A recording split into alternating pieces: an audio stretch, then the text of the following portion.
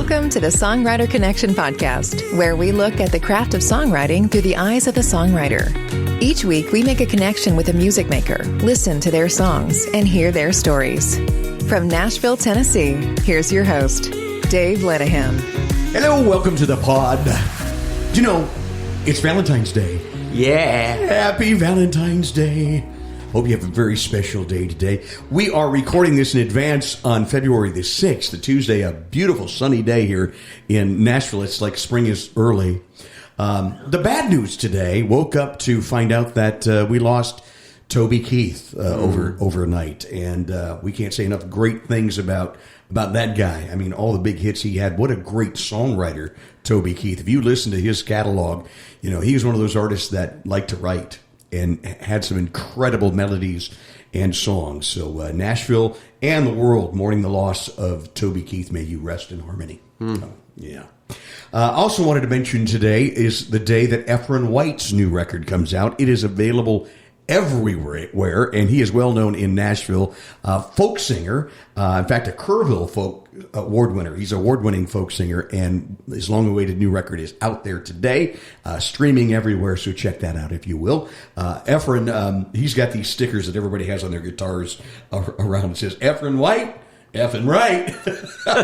And get Efrenized. And get Efrenized. So he's been on the podcast before, and I'm sure he'll be on a future podcast. Before I introduce you to your guest, I want to talk a little bit about my friend and co-host every now and then, Mark Allen Barnett, and the Mark Allen Barnett Tours, which is really an incredible thing. If you're coming into town, you can book a tour with Mark Allen Barnett, and he'll take you around, and he'll write songs with you, and he'll show you the ropes, and he can improve your game 3 to 5 years in just this week's tour with him. That's the truth. Yeah, it really is. And he's doing a little something special, and I promised him that I would mention it on today's show.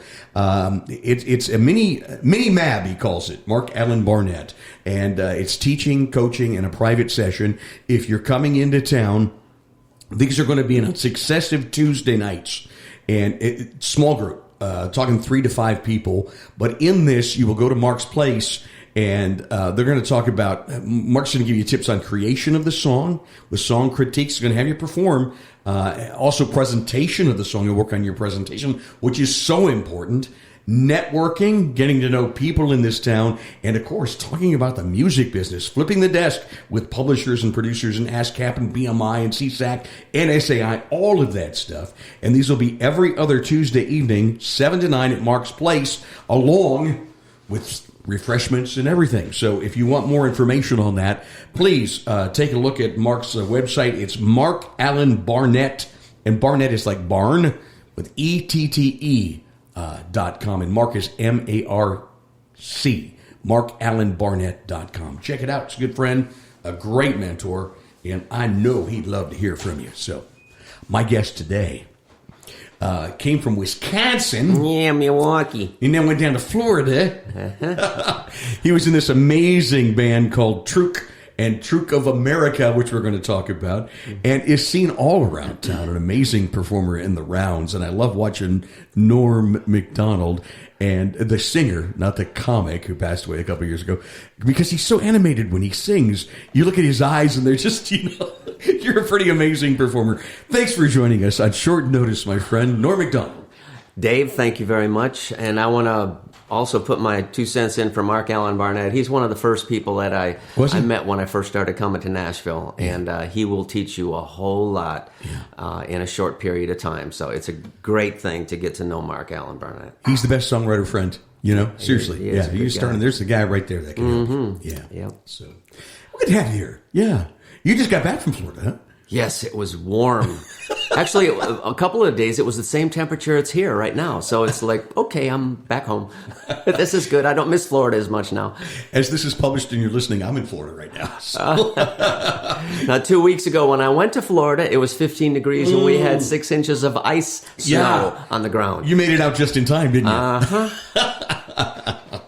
Lots been happening in your career. You got a new cut last week. Yeah. Jan Buckingham, our good friend, hit songwriter Jan, who's had songs placed with Whitney Houston and Pam Tillis, and many, many others. It's always an honor writing with Jan.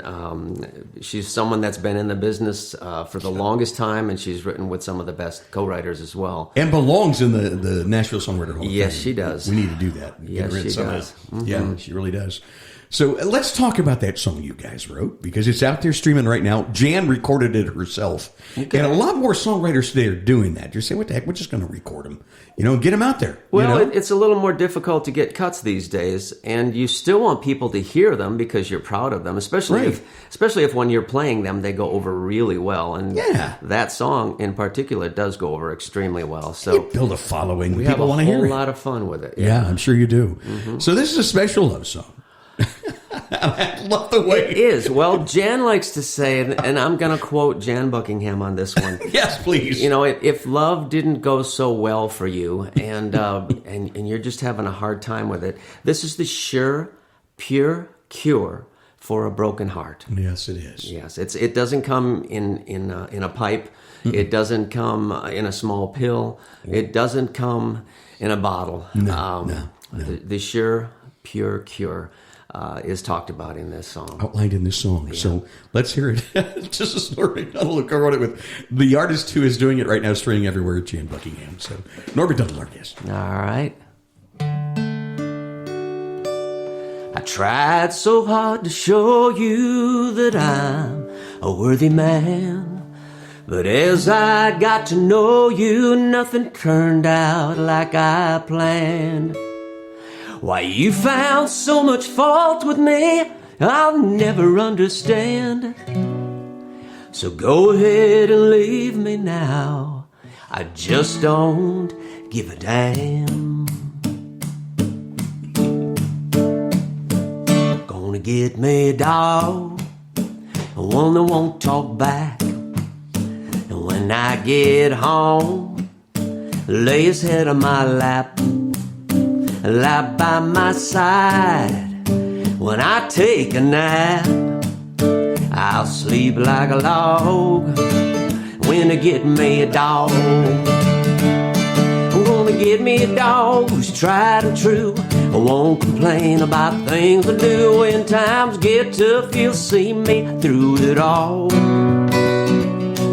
Well, who needs you? Gonna get me a dog. Get me a dog, one who loves to play. And when we go out, he'll never stray. We'll take a walk anytime I say. Oh, no need to talk. Woo-hoo. When I get me a dog, I'm gonna get me a dog who's tried and true. I won't complain about things to do. When times get tough, he'll see me through it all. Well, who needs you? Gonna get me a dog. When I lay down the law, he'll give me his paw. I'll scratch behind his ear, and he'll bring me a beer. He's a good dog. Good dog. Yeah. I'm gonna get me a dog, one that won't, I'm gonna do that one again. I'm gonna get me a dog, maybe from the pound. Then I won't miss having you around. We'll eat from cans, two happy hounds, living high on a hog. When I get me a dog, I'm gonna get me a dog who's tried and true. I won't complain about things to do. When times get tough, he'll see me through it all. Who needs you? Gonna get me a dog. Yeah, who needs you? Wanna get me a dog. Well, you can bark all night, I love that sound. I won't mind him digging in the ground. It's better than having you around. Who needs you? I'm gonna get me a dog. No. Ow. That's D-A-W-G. That's a dog. That's a dog right there. That gets you a beer. Said with a good southern Wisconsin accent. That's right. You're from the South. South Wisconsin. Right? South Wisconsin. Around the Milwaukee area, right? Yeah. Yeah. And you go back every year for the festivals and fairs and stuff? I take a group of Nashville songwriters up there. We call it Nashville Songwriters on Tour. On tour. And we play at the Milwaukee Wisconsin State Fair. Okay, great. And wow. Another place in Delavan, Wisconsin, called, what is it called? She's going to never forget it.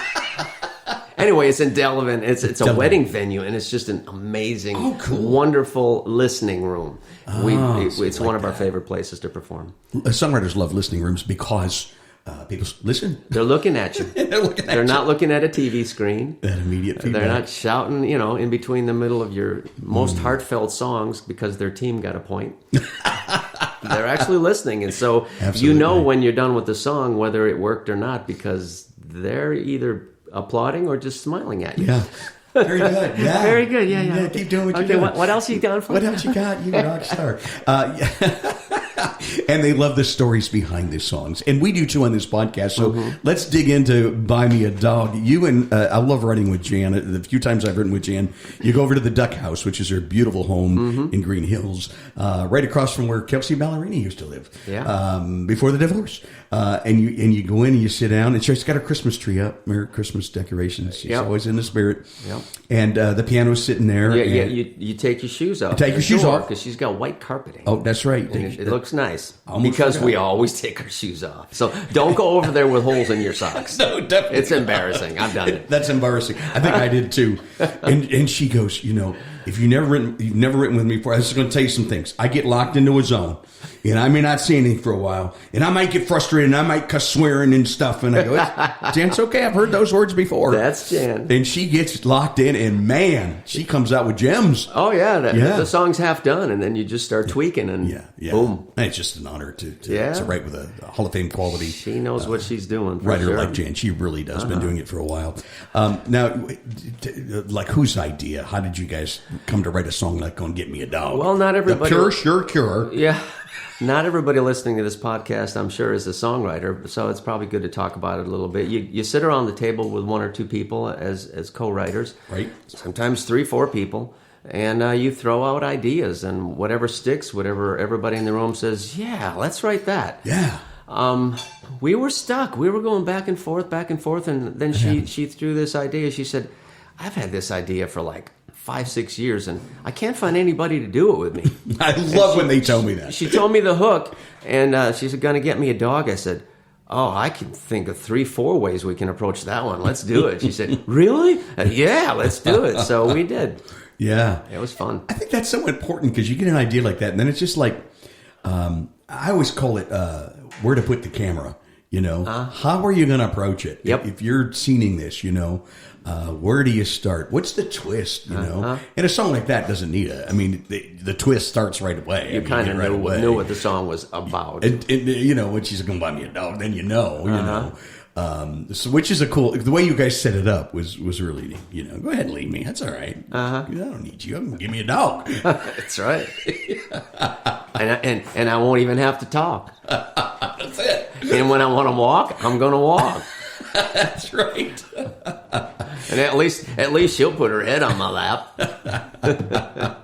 The only thing wrong is we're this cat household here, and Juliet, she may come on the table here, but she likes to, make appearances on my radio show and the podcast. So if she does, I hope you don't mind. Not at all.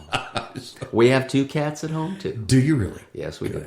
Okay. What are your cats' names? They were both so happy to see us home last night because they know that they'll get food on a fairly regular schedule. Oh, absolutely. We got Kitty and Boo. And Boo. Yep. Very good. Boo adopted us on Halloween, 4 Halloweens ago. Isn't that funny? He was whining at the back door, and he was saying, "Oh," and we thought that there was a little kid or something at the back door saying hello. Oh. Hello. Yep. We had a cat, Sabrina, that did say hello very clearly, and she would say, "I love you too." We did a whole radio show that once when I was working at Cincinnati Radio. That's fun. And It was a blast. We had all these people. I thought it was crazy, and all these people started calling, going, "Oh, my dog talks. My cat talks." And it was just really. Wow. It just went nuts. Yeah. Let's get back to Norm Macdonald. You had this band in the Milwaukee area that was just huge, and you guys did some magical things. And I've seen videos online of what you did, and I wish I could have seen you live because you guys were a trip, man. I mean, a show band, wasn't it? We had a difficult time describing what we were. I think the best descriptive we ever have was, if you can imagine Saturday Night Live as a rock band. Because it was that sense of humor with costumes, props, audience participation, all kinds of crazy and wild stuff. And you were the guy out front. At that time, yeah. The band started out like back in 71 as a Chicago Blood, Sweat, and Tears 3-Dog Night 9-piece horn band. Wow. 4-part harmony, 2 lead singers, band in Wisconsin. And it evolved into a Sha-Na-Na type band. Really? Playing oldies. That's where we recorded There's a Moon Out Tonight. Got up to number 2 in Milwaukee. We got our United Artists contract through that. That's so cool. And then as what tends to happen with bands is people drift off, and we went through all kinds of member changes for several years, and we had moved to Florida as our center of operation because we were tired of risking our lives to get to the gig. Because in Wisconsin, when it snows, people still go out. Yeah. You got to get there because they'll just get on their snowmobiles and expect you to be there. So here in Nashville, they just stay home. Closed down. No, everything closes down, but not in Wisconsin. Not Wisconsin. So anyway, the band evolved. Eventually, we added the Of America, so it was called Truc of America. And that's where it turned into just about all comedy and fun. And we were the crazy party band. There's a band now, it's actually a franchise of bands called the Spasmatics. Well, if you've ever gone and see them, they're fun. They use props and a lot of audience participation. But I believe that whoever started that concept saw us sometime in the past because that's exactly what we were back in the mid 70s to mid 80s. Wow. There's a band in the Cleveland area like that called Moki Cole who we used to follow. Okay. But Truc, Truc. Tell me about that name. The lead singer that I replaced back in 1971 had been to Boston. And this is back at the start of the hippie era where there was candles and leather goods, and fringe on the pants and on sleeves and vests and things like that. And he had been in there and he thought that was the coolest place back in 69 probably or 70. And when they were looking for a name to call the band, the guy who started the band says, "Well, it was either going to be the Chino American Legion Battle of the Bands All Stars or Truc." Or Truc. We chose the quicker route. Truc. If you go to YouTube, you're going to find videos of them, and it's just hilarious. You did every song. You had a costume change. I swear. Is that what you did? Yeah. Yeah. And the things you used to wear. My favorite was Polly Darton. Was it Polly Harden? Instead of Dolly Parton. Yeah. And you wrote a song that was kind of country. You had the big country hat on. And That was my first country song ever. Was it? Yeah, that was written back in the late 70s. Oh, my. Yeah, it's called Brain of a Spud. Of a spud. Brain of a spud, all mush and crud. I fell in love with the brain of a spud. Yep. You guys are amazing. No wonder. You had big crowds and you had a big following. It was a lot of fun. Yeah. It was a lot of fun. We played mostly in the Southeast during that time period, Atlanta. And anywhere from Cape May, New Jersey, all the way through Florida and everywhere in Florida. Yeah. And then Atlanta, Savannah. And eventually just... A lot. And we'd go to Wisconsin for a month, usually during the summer. Yeah. When it's beautiful up there. Yeah. Yeah. For the 4 weeks of summer they have, right? Yes. What brought you to Nashville? So you're from Florida to Nashville, right? Wisconsin, Florida, Nashville. Do you remember the old TV commercial where the old lady falls and she goes, "Help, I'm falling and I can't get up." Well, help, I'm writing and I can't stop. And so I had a buddy down there say, "Norm, if you're serious about songwriting, you need to go to Nashville and check it out. Yeah. Go check out NSAI and, go check out some of the songwriting rooms. Oh, yeah. So I did, and I fell in love with it. Yeah. About 6 years later, we decided, hey, let's just move there. So we did. Kind of the same with us. Yeah. That's awesome. And you've been writing a lot. I know you have a very busy writing schedule. About every day, huh? Well, it's at least 2-3 times a week. Mm-hmm. So Yeah. What do you do with all those songs? Oh, they just go on my phone. Mine too. Yeah. And every now and then I go, I'm going to record that one. And on Google Docs, it's there. Google Docs, yeah. We'll pitch that And somewhere. we tweak it, over the years. And Yeah. a few people, if they're lucky, get to hear them. Absolutely. Well, it's Valentine's Day, and I thought maybe it'd be really cool if you could play us a nice little sappy love song. How about a sappy love song that we wrote together with J4 One? Oh, my God. J4 has been on this podcast, and he is, I think, one of the true talents in this town. The guy is a musical genius. He's got a tremendous voice, and it's more of a pop. He's more of a pop, but the dude is classically trained and has beautiful concertos on Spotify that you can find under his name. Original that he wrote, yeah. Joseph Wandas the third. Is how you'll find it there. But we call him J4 because he's the fourth. He's the fourth Joseph in a row. Yeah. I'm sorry. So Dad, I said third. Grandpa and great-grandma. Joseph Wandas the fourth is where you'll find the classical.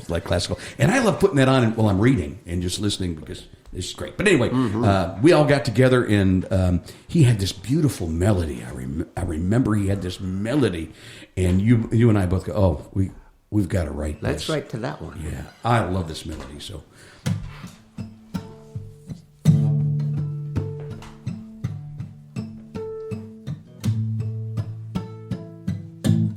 I used to get tongue-tied, never knew what to say.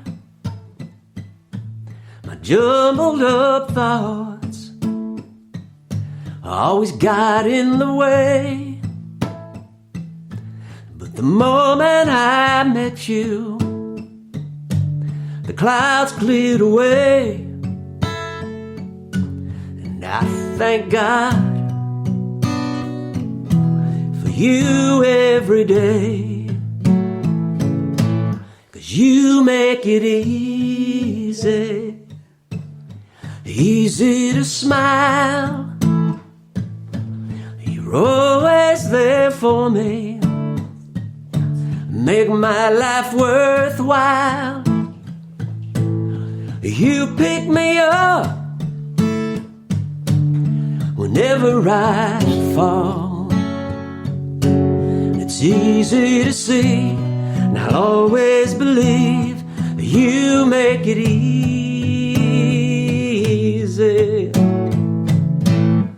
Life's been so crazy and out of control, but whenever I'm with you, I can feel time slow. You wind like a vine up the side of my soul, arms wrapped around me and holding me close.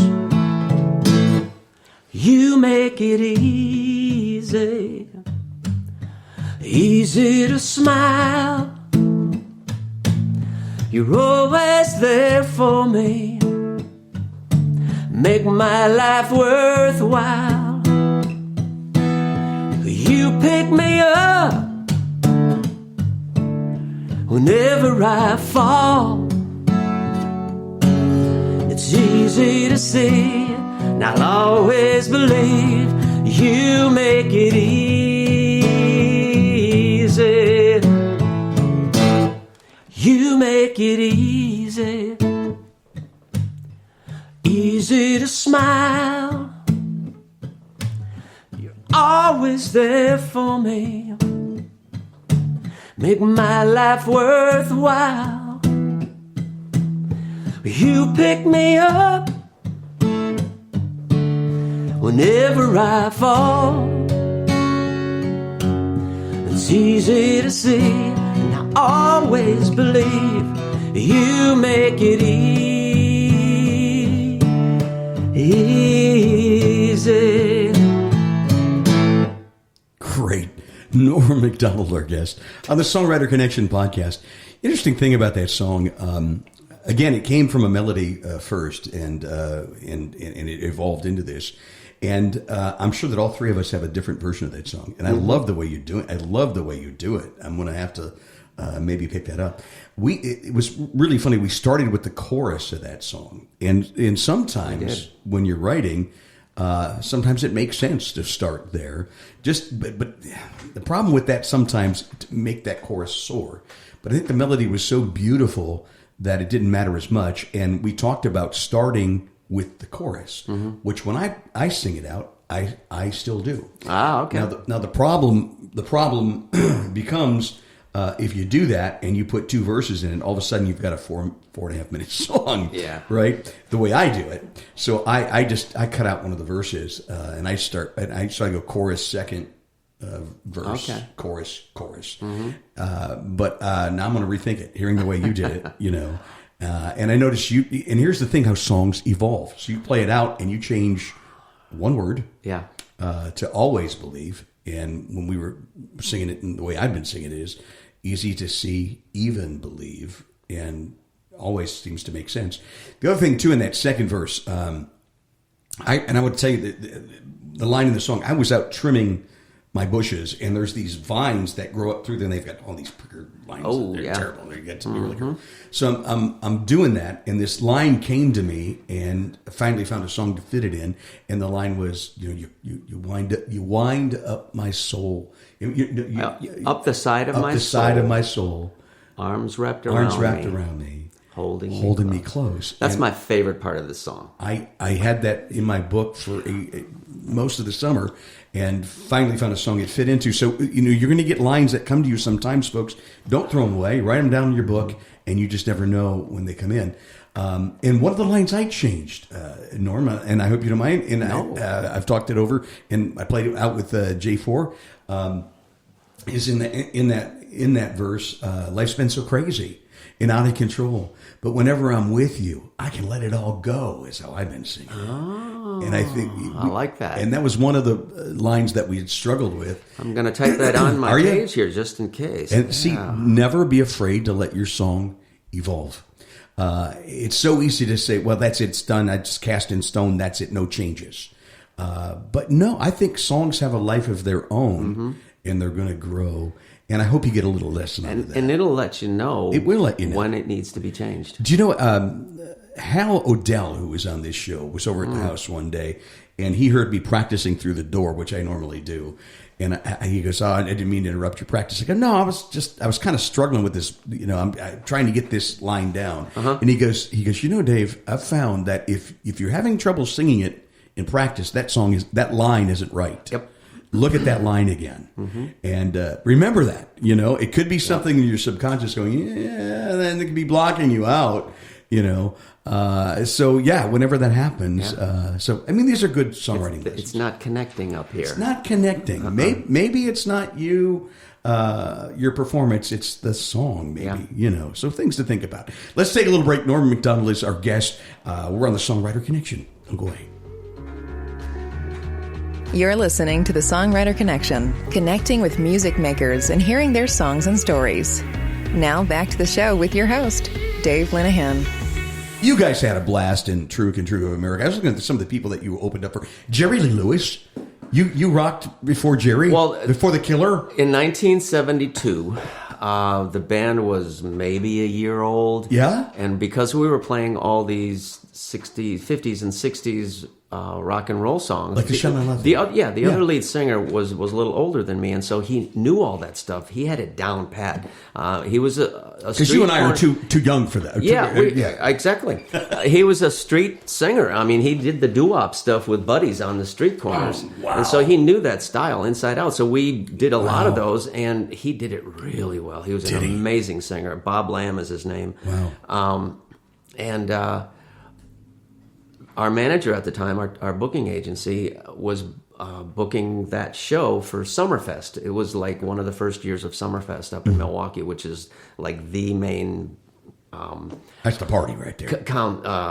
Concert, music concert week or two in the world, and we got to open up for them. So it was Gary U.S. Bonds, the Dovells, the Crystals, and Jerry Lee Lewis. How about that? Now, let me tell you an interesting story. That was my first concert. Yeah? And this is what it was like. When the concert started and we walked out on stage, all you could see from the edge of the stage to the horizon was heads. Oh, my. There were 20,000 people there. So that was my first concert. Nerve-wracking? Uh-huh. Uh-huh. Wow. I wouldn't want to listen to a tape from that show. You get a lot more vibrato in your voice. Yeah. Well, it's no wonder you're a great performer. And I think it's an advantage to a songwriter. Now, again, if you're a songwriter and you don't perform, that's fine. But if you can, it really helps you sell that song, right? Because you never know who's in that audience listening. Yep. Never know. Could be somebody interested that want that song. And you don't even have to be that good of a singer, but if you're putting yourself into it and you're expressing the words the way you're hearing them in your head and in your heart, exactly, they're going to hear that and feel that and just think, I could do that one. That's good. Yeah, put the emotion in it, right? Yeah. Yeah. Now you've got a new single you're going to release coming up here this spring. Yeah. Yep. And I've been seeing stickers around. You promote so well. You really do. So tell us about this. Since I'm going on vacation this Friday, get me in the mood. Okay. Well, the song I wrote with John Mullins, who was a contestant on The Voice a while back, did really well for himself. Good. Many years ago. Gosh, this was at least 10, 12 years ago. Really? Before the stuff he comes out with now is just absolutely amazing, and he's an amazing singer as well. Yeah. But he says, let's do that one. That sounds like fun. So it's the attitude that you get about a week before you're going to take your vacation. Now, if you're working a regular job, all of a sudden you don't care whether you're at work or wherever, because your mind is already in the car traveling down to wherever you're going or up to wherever you're going. It's kind of my feeling right now. So I see you're only partially with us, Dave. Yeah, I'm partially with you. Squirrel. Yeah. Anyway. So anyway, I know that feeling. The key line to this song is, I don't care because I'm on vacation.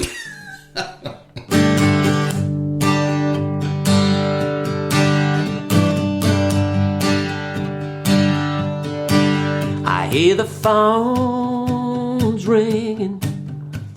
I'm winking at them flashing lights. I see the people lining up and they think I wanna help, but they don't know what's going on in my mind. I got my backpack tank full, I'm ready to go. I told the boss man 5 o'clock I hit the road. I don't care, I'm on vacation, I'm already out the door. Everybody's in the car, sun's coming up, ain't gonna worry about nothing no more.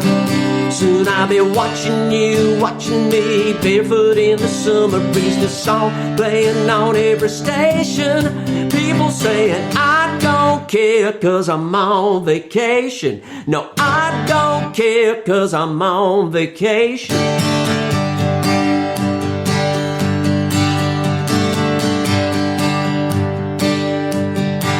And now we're cruising down the highway, listening to our favorite songs. Then I see in the rear view the flashing red and blue. I said, hey officer, what's going on? He said, son, I caught you going by 95. I said, thank you, took my ticket, time for overdrive. I don't care, I'm on vacation, I'm already out the door. Everybody's in the car, sun's coming up, ain't gonna worry about nothing no more. Soon I'll be watching you, watching me, barefoot in the summer breeze. The song playing on every station. People saying I don't care 'cause I'm on vacation. Come on, you say it. I don't care 'cause I'm on vacation. Woo-hoo. Find your little piece of paradise. Woo-hoo. Look into each other's eyes. When relaxation is the destination, well, once a year make this declaration. Say, I don't care 'cause I'm on vacation. I don't care, I'm on vacation. I'm already out the door. Everybody's in the car, sun's coming up, ain't gonna worry about nothing no more. Soon I'll be watching you, watching me, barefoot in the summer breeze. The song playing on every station. People saying I don't care 'cause I'm on vacation. Come on. I don't care 'cause I'm on vacation. Woohoo! Find your little piece of paradise. Woohoo! Look into each other's eyes. When relaxation is the destination, once a year make this declaration. Say, I don't care 'cause I'm on vacation. No, I don't care 'cause I'm on vacation. I don't care 'cause I'm on vacation. Woohoo! I like the woo-hoos. That's pretty cool. That's awesome. Yeah, I'm there. Put a pina colada in my hand. There We're going to put out a video that one of my sons, Casey McDonald, is a videographer, and he's been shooting some video footage. And I was just on the beach 3 days ago, singing my heart out, bothering the rest of the folks there on the beach. There you go. Singing it over and over.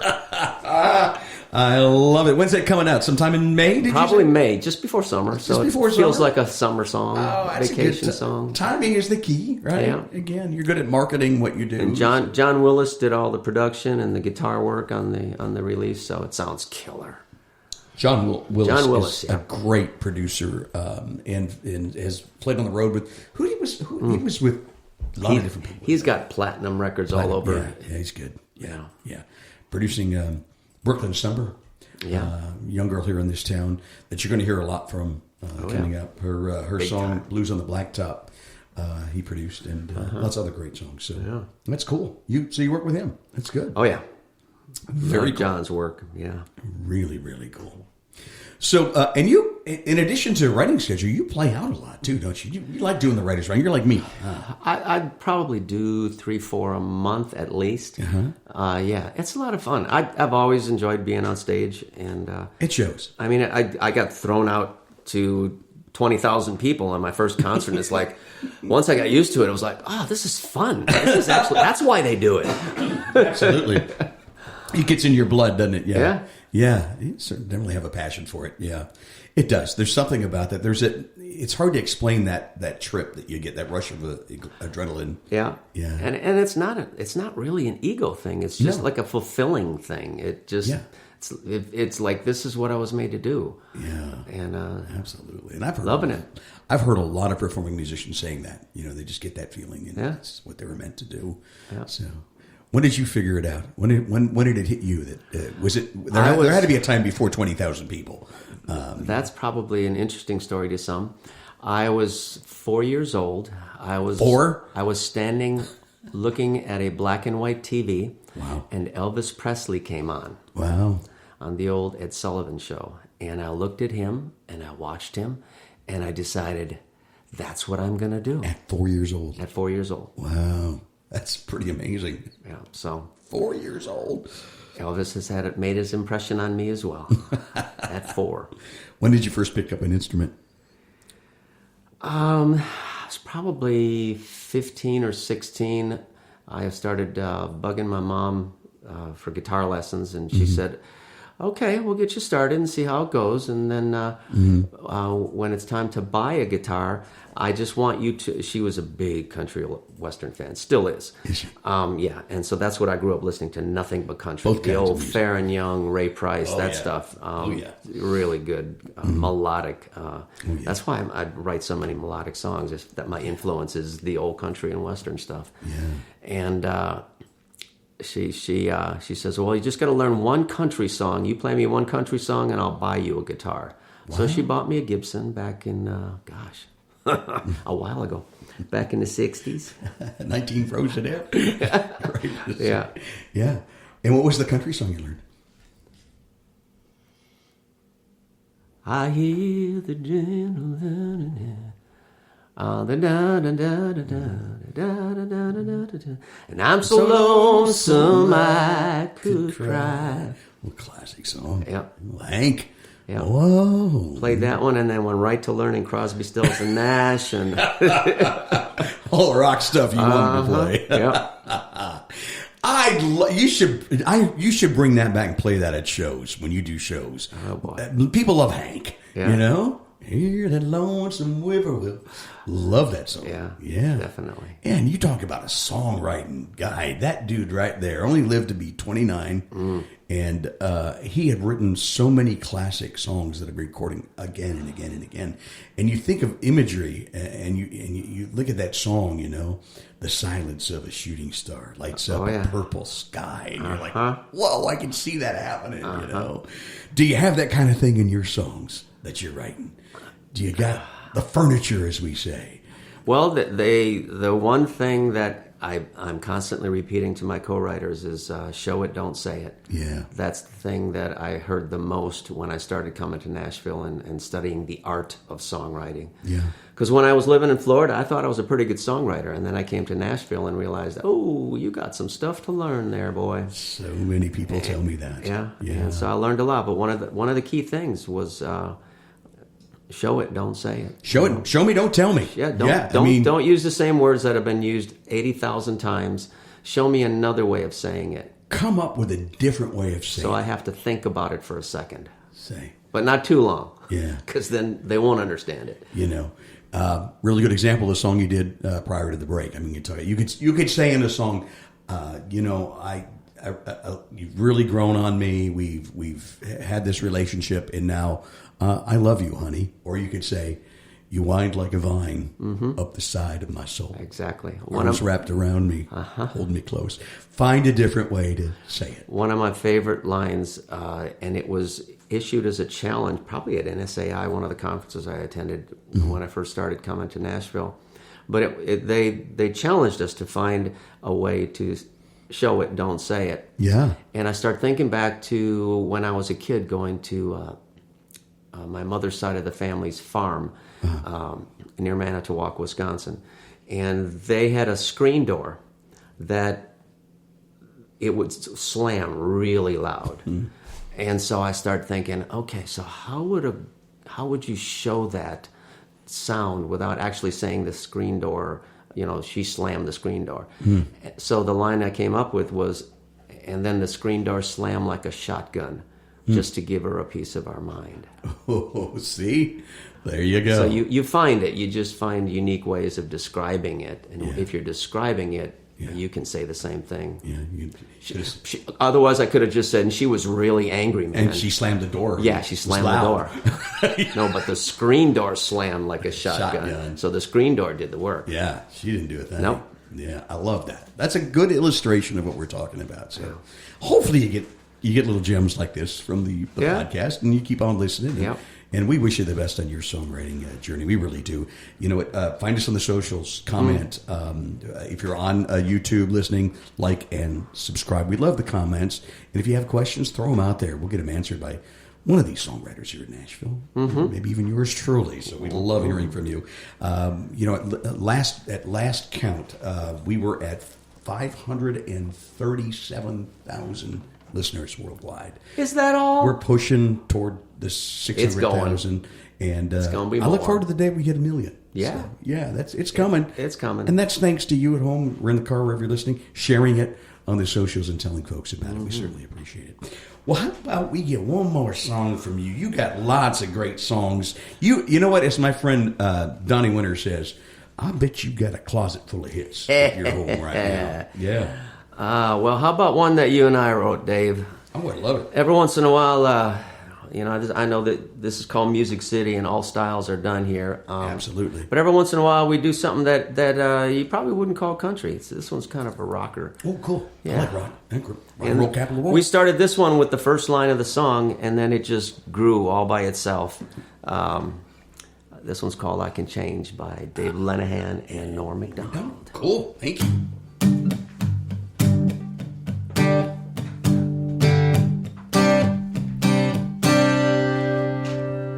I shoulda, I coulda, I woulda, what can I say? I waited too long. Now I've heard forever, whatever doesn't kill you will make you strong. Nobody sees the light face down in the dirt, and if you play with fire, you're gonna get hurt. But I can get up, stand up, I can change, count on my blessings and not my mistakes, learn all my lessons one by one, and never give up until it's said and done. If I don't like it, I can change. Now I resist it, don't miss it, won't kiss it, and it's okay if it don't love me back. Yeah, I can take it or leave it, you better believe it, 'cause that's a fact. I learned what I learned, and I know what I know. I can dwell in the past, or I can let it go. Yeah, I can get up, stand up, I can change, count on my blessings and not my mistakes, learn all my lessons one by one, never give up until it's said and done. If I don't like it, I can change. Well, I can live in misery and stay the same, or find a better way to play the same old game. Or I can get up, stand up, I can change, count on my blessings and not my mistakes, learn all my lessons one by one, and never give up until it's said and done. No, never give up until it's said and done. If I don't like it, I can change. If I don't like it, I can change. If I don't like it, I can change. If I don't like it, I can change. I love it. Norm McDonald, I love what you do with that song. Sometimes you're in a co-writing session and you just know that song is for the other person. And the way you do that, I mean, I wouldn't attempt to do it out because you just nail that song, and I love what you do with it. That's really you. It's a fun song. Yeah. We wrote a good one, Dave. Wrote a good one. Yeah. And I know we got to get to a writing session with our good friend Lisa, who's here patiently waiting. And now that we've got the password to the... are you in the network now? I think she's got half the song done now. She's ready. She probably does. This might be a quick write. Oh, wait. Put our name on there, too. Okay? Yeah. We're here. We're in the room. We're for a third. Let me tell you, we've got coming up next week on the show is David Anderson. He was an amazing guitar player and is known as the ambassador of Music City, and we're going to find out why. He's got some great stories about his good friend Chet Atkins and many others here in town. He's also in the Nashville Musicians Hall of Fame. Wow. Following that, to wrap up February, we have got an amazing songwriter, a gentleman who was songwriter, producer, has worked with people like Celine Dion and many, many others. Michael J. has had a lot of hits. Martika. Sweet. The Toy Soldier song. So he's going to be on talking about his music career. Mike Miz, Bobby Marquez, all coming up on the Songwriter Connection. So join us each and every Wednesday. We publish every Wednesday, very early in the mornings, that when you get up in the morning, you can have a cup of coffee and make a connection. Catch you next time. Thank you, Dave. It's a pleasure. Thank you, Norm. Thank you for listening to the Songwriter Connection podcast.